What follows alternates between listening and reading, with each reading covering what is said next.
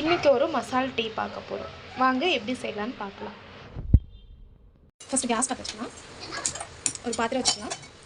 நான் இப்போ 3 பேருக்கு டீ வைக்க போகிறேன். அந்த அளவுக்கு உங்களுக்கு எவ்வளோ வேணுமோ தண்ணி அவ்வளோ ஊற்றிக்கோங்க. இவ்வளோ தண்ணி ஊற்றிக்கலாம்.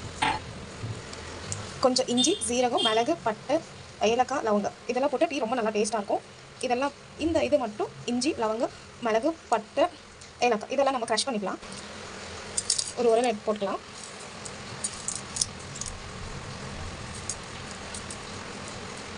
என் பையன் ரெடியாக இருக்கான், க்ரஷ் பண்ணேன். வாங்க அவன் எப்படி க்ரஷ் பண்ண பார்க்கலாம்.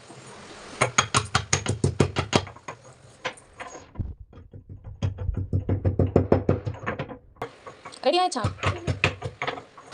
அவன் இப்போ க்ரஷ் பண்ணிட்டான், நல்லா க்ரஷ் ஆயிடுச்சு. அதுக்கப்புறம் ஜீரகம் போட்டுக்கலாம்.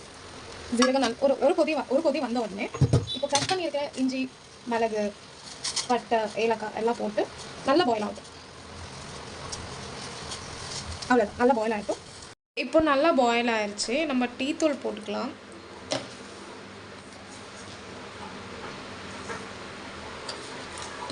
எவ்வளோ டீ தூள் வேணுமோ அவ்வளோ போட்டுக்கோங்க. டீ தூள் போட்ட உடனே கொஞ்சம் நல்லா பாயில் ஆகிட்டோம். ரொம்ப நேரம் நம்ம பாயில் பண்ணால் கொதிக்க விட்டால் அது வந்து கசப்பாயிடும். ரொம்ப நேரம் கொதிக்க விட வேண்டாம். கொஞ்சம் 2 கொதி வந்த உடனே நம்ம பால் ஊற்றினதுக்கப்புறம் நம்ம நல்லா கொதிக்க வச்சுக்கலாம்.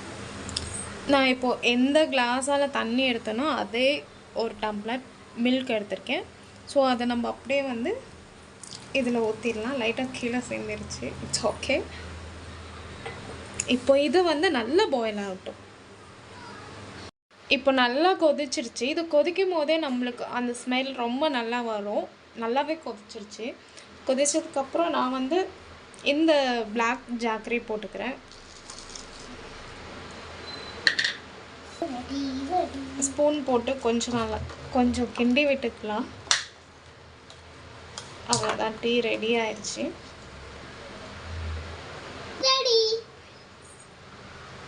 டீ ரெடி ஆயிடுச்சு. இப்போ பையன் டேஸ்ட் பண்ண